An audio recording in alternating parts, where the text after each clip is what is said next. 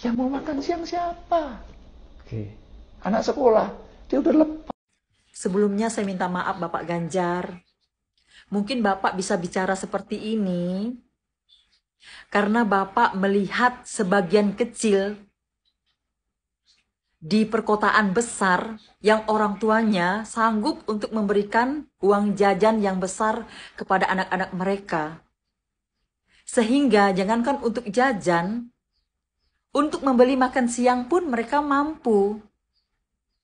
Tapi mungkin Bapak tidak terlintas dalam pikiran Bapak, tidak semua orang tua mampu untuk memberikan anak mereka uang jajan, apalagi uang untuk makan siang di daerah perkotaan. Apalagi Pak, di daerah pedesaan, di daerah pelosok terpencil.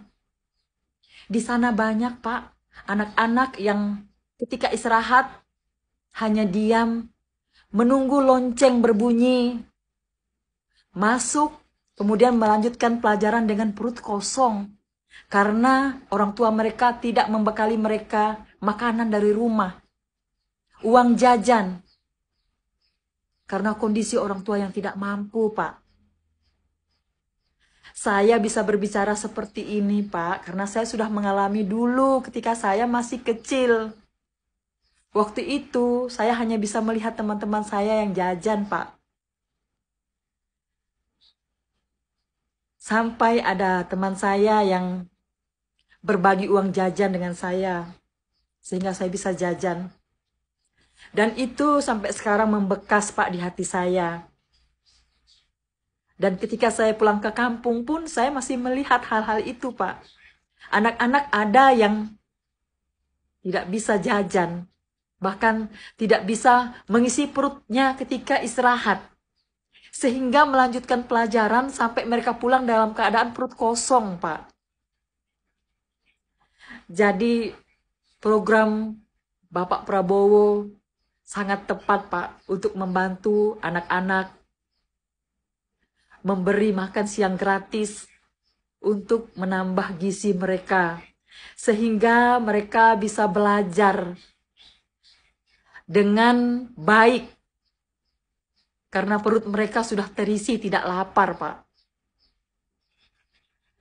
Jadi seperti yang Bapak bilang, siapa yang mau makan siang, anak-anak sudah lepas anak sekolah, itu salah, Pak. Mungkin yang Bapak lihat memang di bagian kecilnya saja, di daerah perkotaan besar yang orang tuanya mampu. Tapi di perkotaan pun ada juga orang-orang tua yang tidak mampu untuk memberi uang jajan kepada anaknya, apalagi uang untuk makan siang, Pak. Dan daerah pedesaan, pelosok, lebih parah daripada itu. Orang tua sangat sulit, jadi anak-anaknya sering belajar dalam keadaan perut kosong. Kita harus berterima kasih dengan Bapak Prabowo jika terlaksana program makan siang gratis buat anak-anak, sangat membantu supaya mereka bisa belajar penuh dengan konsentrasi, bukan dengan perut lapar.